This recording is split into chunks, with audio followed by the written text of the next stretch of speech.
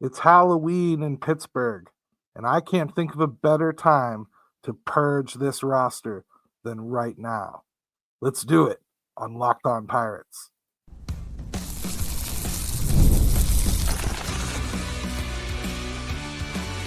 You are Locked On Pirates, your daily Pittsburgh Pirates podcast, part of the Locked On Podcast Network, your team every day.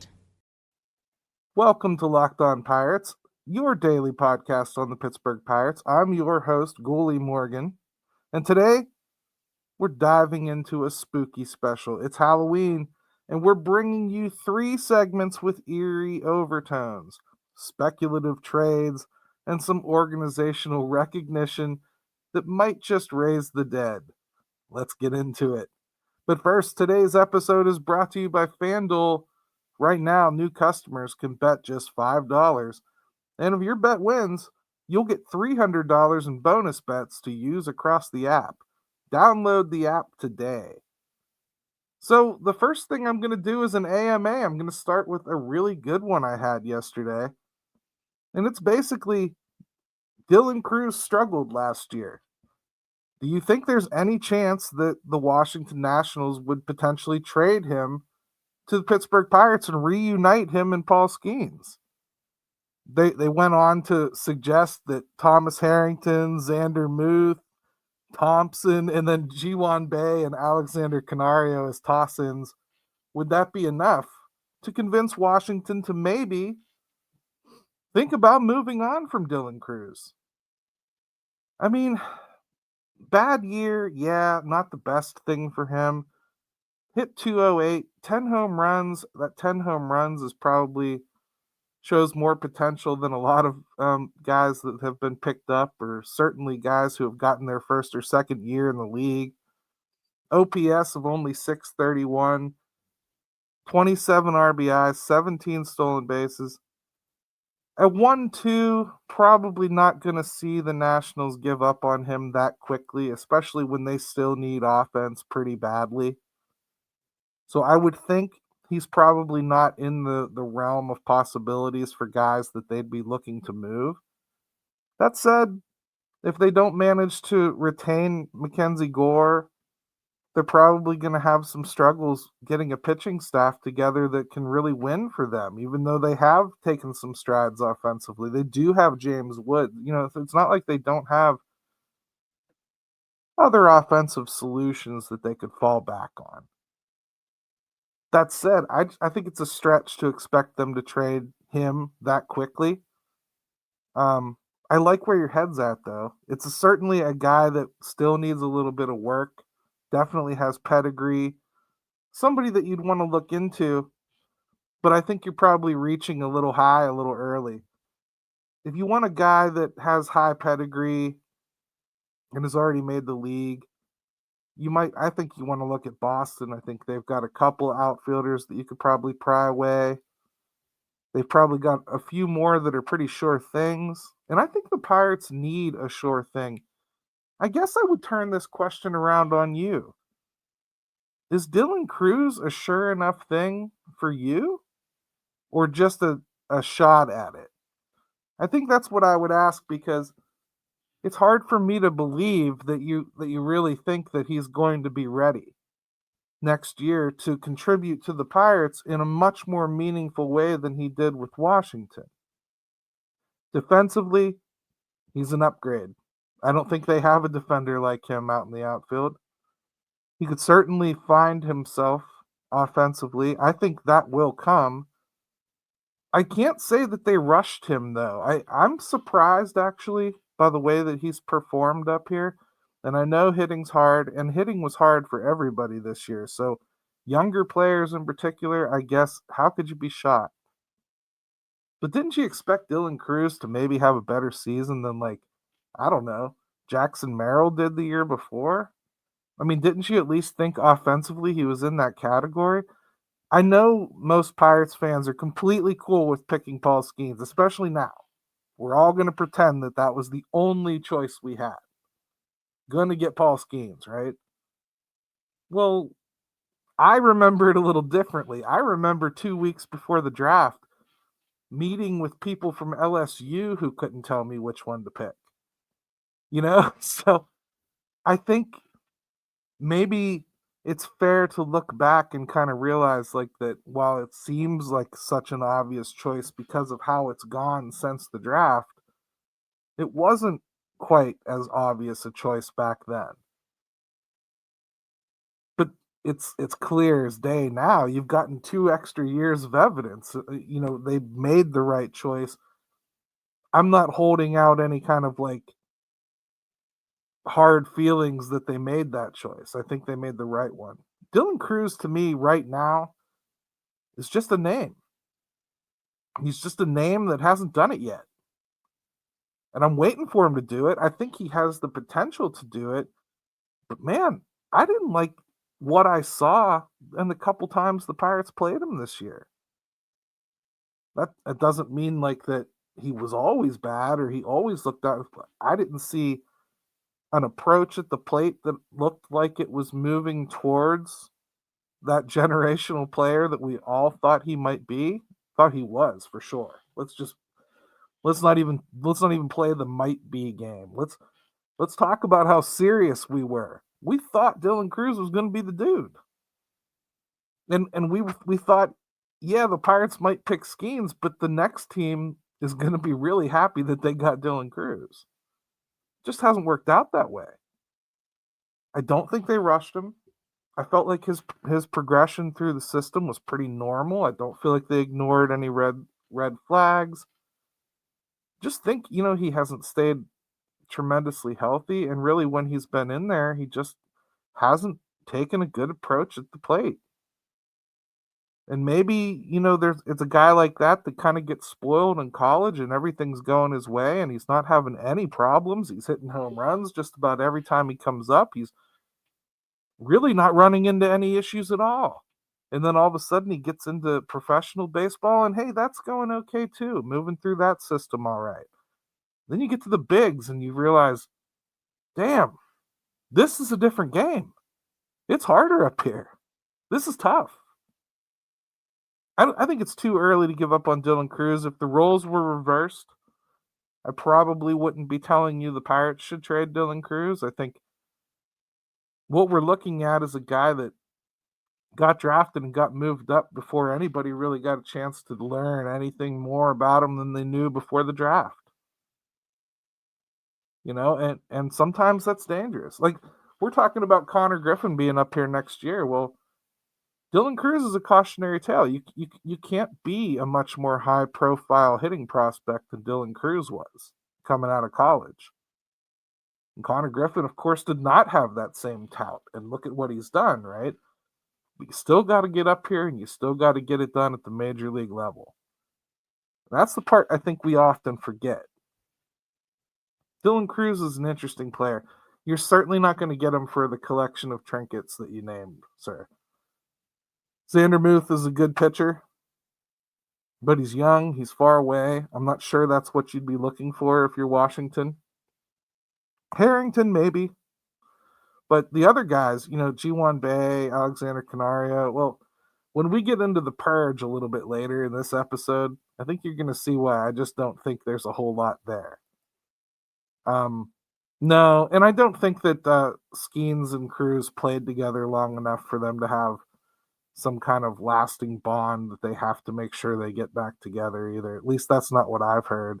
And the couple times we've played Washington, it didn't even seem to be a big deal necessarily that the two of them were talking, except for the fact that they had an at-bat or two against each other. And yeah, I guess we paid a little more attention for those. But right now, Dylan Cruz is just so inferior to Paul Skeens. It's really hard to go back and play any of those histrionics games, isn't it? Let's come back. Let's talk about the Pirates' honors for their organization this year. They've awarded them throughout the system, and I think it's cool to talk about. Let's do it. This episode is brought to you by PrizePicks.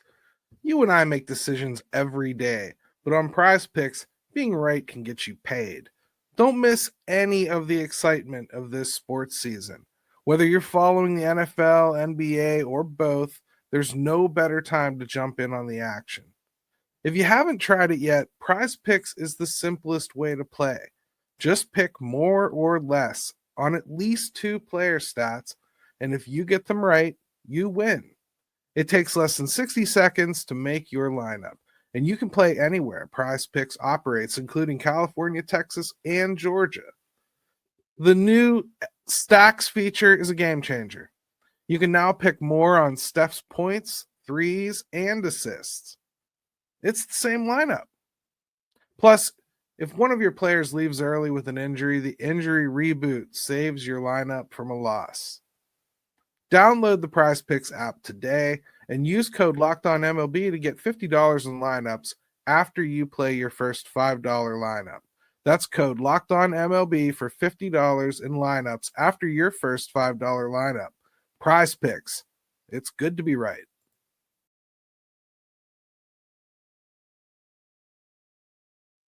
Hey, welcome back to Locked On Pirates. Make sure you hit that subscribe button, smash like, if only because you have no idea how hard it is to wear a rubber mask while you do an entire podcast episode. Just saying.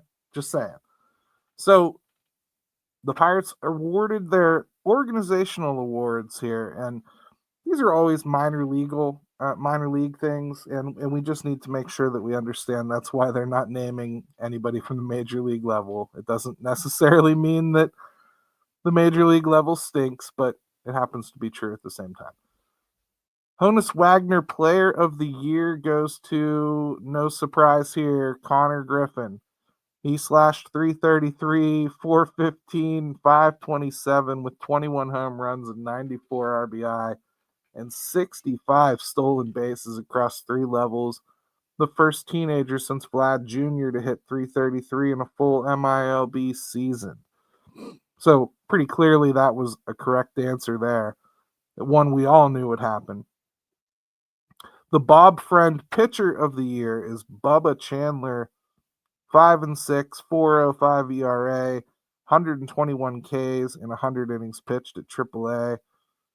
4-1, 4.02 ERA, 31 Ks and 31.1 innings pitched in his major league debut.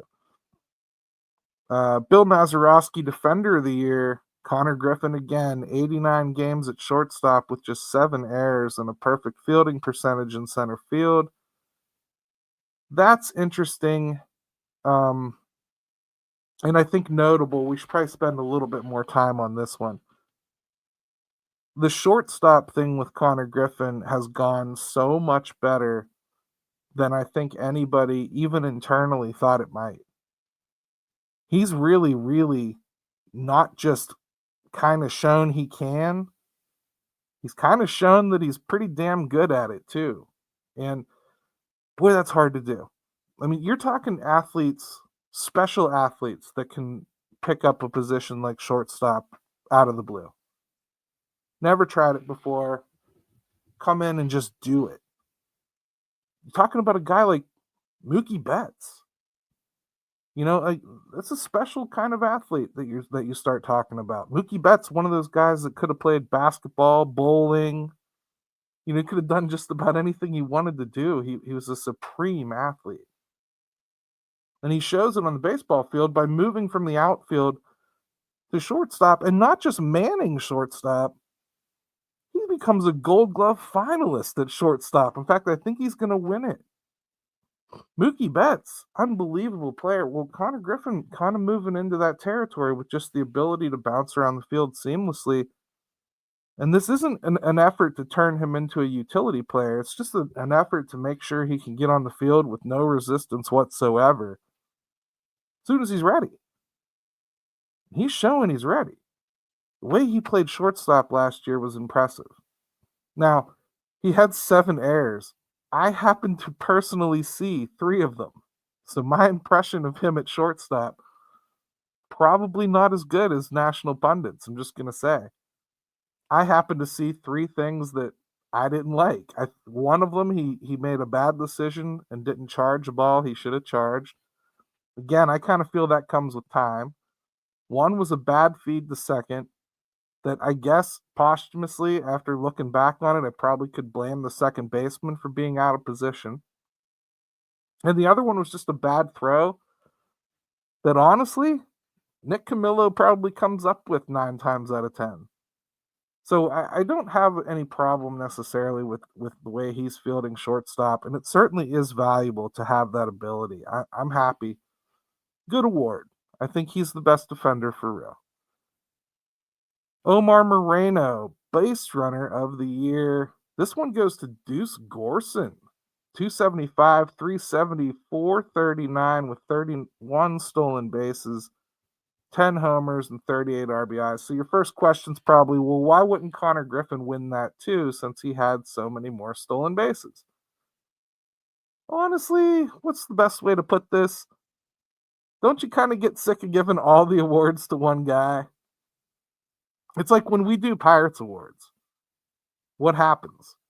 Every time you talk about best pitcher, best player, it's Paul Skeens, right? Paul Skeens, Paul Skeens, Paul Skeens. You want to hear me say his name 50 times? No. So I'm going to get creative and I'm going to come up with names that aren't Paul Skeens to win certain awards, right? Well, I think that's all that's happening here. But Deuce Gorson, 9th round pick, kind of came out of nowhere. And man, this one again, I did get to see in person. He has absolutely no fear to steal bases. None. If he gets a semi-decent jump, he's gone. I mean, this is one of the faster dudes I've ever seen. And the thing is, it came with a certain awareness where he really does know how to get a good jump off.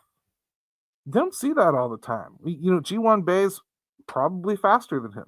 At least he used to be. I don't know if he is anymore. But G1 Bay is scared to death to take off.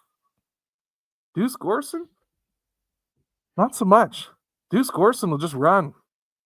And he'll make it most of the time. Griffin, too. I think Griffin only got thrown out once this year. I mean, they don't miss. And yeah, it's fast, okay, but you got to know when to do it. You got to be able to read a pitcher. And the other thing, too, I'd say just because I want to temper expectations slightly, even for guys like Griffin or Deuce Gorson when it comes to this base stealing thing.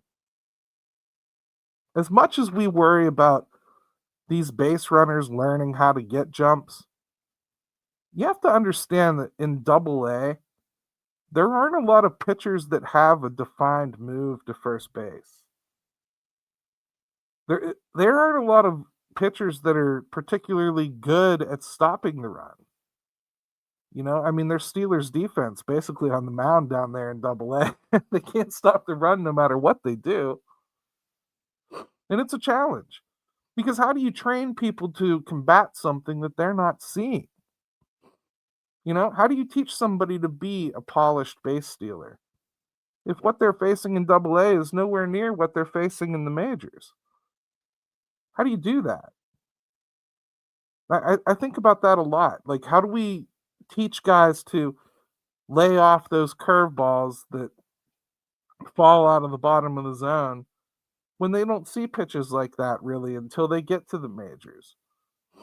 There's a whole lot of different types of approaches to pitching you're never going to see until you get here.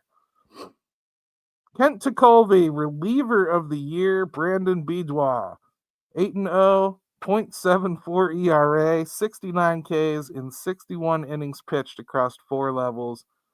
Didn't allow a run in his final 21 and a third innings pitched. Unreal. I think it would have been really cool if the Pirates would have gone ahead and put him on the 40-man to bring him up and give him that cup of coffee this year. I think that could have been neat for everybody involved. Wish we would have seen it. But I definitely expect him to get protected on the 40-man, and I think he's going to have every opportunity to win a spot out of spring. I don't think he necessarily has to be a closer or anything right away. The most important thing with Brandon is just stay healthy. Definitely the reliever of the year, though. He was incredible. Incredible. Unhittable. Staff of the year. This one's a little bit of a surprise, if only because I thought Bradenton did a good job of getting guys ready quickly to go to Greensboro. But Greensboro Grasshoppers get the staff of the year.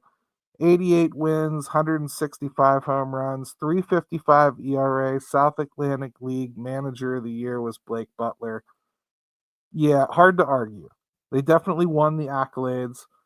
Greensboro, the problem has been the heart of this team's development approach for the past, 4 or 5 years. We've already gone through a cycle of the saviors from Greensboro coming up here. So I certainly don't want to be looking at another round of saviors. As it is, we've got them in Altoona right now. It is what it is. Those are the staff awards. I can't disagree with any of them, except maybe I wouldn't have been so kind to Deuce Gorson, and I probably would have given Connor Griffin the Omar Moreno Award too. Hard to deny what he did on the base paths, if you know what I mean. Who's ready for the best part of the show? The Purge. The NBA is back, and there's no better place to get in on the action than FanDuel, the official sports betting partner of the NBA. Even if you miss the start of the game or want to ride that hot hand, FanDuel has live bets on everything from who will score next to the fourth quarter big comeback. Plus, you can even combine your live bets into a same game parlay for a shot at a bigger payout. It keeps every game interesting, especially when your team's making that late push. Right now, FanDuel is giving new customers $300 in bonus bets when your first $5 bet wins. So head to FanDuel.com and sign up and play your game with FanDuel, the official sports betting partner of the NBA.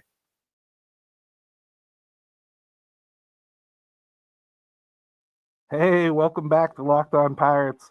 It's time for the Purge. Everybody ready for the Purge? It's going to be exciting. You guys keep telling me that you want me to talk about the guys that should be released from the 40-man, or will they have room to protect so-and-so? And I guess I keep deflecting it because it's not a problem to me. There are so many guys on this 40-man that I have no issue getting rid of that I guess what I'm trying to say is it's not scary. Pirates probably only need to protect 2 or 3 players, and there's plenty of room to maneuver. So don't be afraid of the DFA ghosts. They're just passing through. Let's talk about it, though. Let's go through what we really think we can get rid of here pretty easily. My first one is Jack Little. How many of you have heard of Jack Little? Jack Little. He's a reliever. Got called up late September. Don't remember a damn thing about him. He might be a great pitcher. But you just picked him up. That's 40-man fodder. Michael Darrell Hicks. Easy. We got a non-tender decision here with Johan Ramirez. Super simple decision for me. Cam Sanders. Remember Cam Sanders, the yo-yo pitcher they kept bouncing back and forth? Probably not going to be here. Ji-Hwan Bae? Don't you think we got to be done with Ji-Hwan Bae? I certainly hope so. Tommy Pham? I mean, are they going to bring him back? I can't imagine they will. I really can't. Will Robertson, that they just picked up off waivers, to dump another guy they had just picked up off waivers. I see him being dumped the first time they have any kind of painful thought of a decision. Jack Sawinski. Got to make a decision on him. He's a non-tender guy, but that's an easy 40-man solution right there for me too. How about Emmanuel Valdez? Do you even remember Emmanuel Valdez?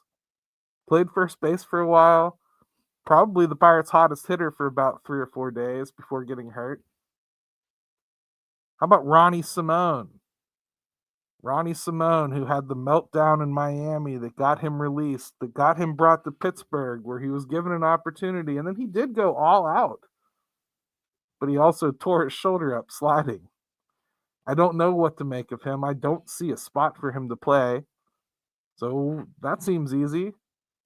How about Joey Bart? You got Rafael Flores, you got Henry Davis, you got Andy Rodriguez floating around. You going to keep Joey Bart too? That's a tender decision as well.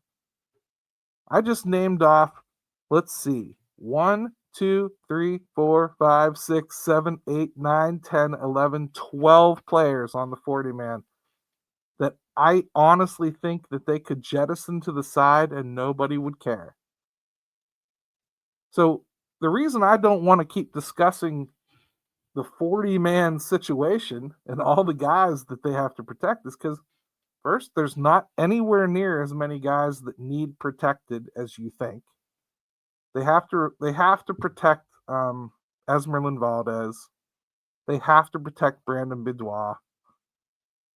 Those are the two they have to protect. I mean, after that, I'm just not all that concerned. Are you? I don't think they have anybody else that I'm all that worried about getting poached. I really don't. I mean, there might be a guy here or there. Eddie Yeans, I guess, a questionable one if you really think he's got a future in the majors. But I'm not sure he had the type of season that would make you feel that. But I just told you 11 guys. If you want to add Eddie Yean, add Eddie Yean. What this really should tell you is that they've got plenty of room to add from outside without a lot of pain. If you make a trade where you trade a prospect for two guys on the 40-man, it shouldn't be a problem for you. You get what I mean? I just think that this is a subject that in the past I've probably made a bigger deal about for a couple reasons. It's fun to talk about who gets protected in the Rule 5 draft, and that's usually what spawns most of the 40-man decisions that have to come. It's fun to discuss that stuff. It's also more fun to discuss that stuff when you actually think that your team needs it to be on the major league roster. And I think this team needs to be looking elsewhere to fill some of the holes they have on the major league roster. So it's hard for me to care as much about that. I don't think they have as many decisions to make. I don't think they have any painful choices really in the 40-man discussion. Like, even G1 Bay would give me no cause for delay. I mean, I'd be more than happy to move on from him. Jack Sawinski, bye. I didn't name a single person on that list that I would even twinge. And I'll say this too, if I name them on that list, stop selling them to me as trade pieces. They're not. We're probably going to move on from a bunch of these guys. That's just reality. None of these should bother you. None of these should scare you. Fill up the roster yourself. Like, honestly, go out and start finding guys you want to target. That's what we're going to do on this show next week. We've purged the roster, and next week we're going to start populating it. Even if it's stupid stuff we know they're not going to do. I'm going to try 3 ways. I'm going to do the way I would do it, the way I think they might be able to do it, and then the way I think they will do it. And they're all 3 going to be different. Because that's the reality of being a Pittsburgh Pirates fan. We root for them, but we don't always think they're smart. In fact, most of the time we know they're not. So I'm going to tell you the 3 different ways they could do it. That's what we're going to do next week. It's going to be a lot of fun. Not as much fun as this, but you'll be able to hear me better because I won't be, a skeleton. I really hope you all enjoyed the purge of this roster. It was a lot of fun for me to do this. And honestly, I'm having a hard time breathing and I'm sweating a lot right now and under my mask. So let's go ahead and end the show on a good note before I pass out. We're serious about Pirates baseball because somebody has to be. Let's go Bucks.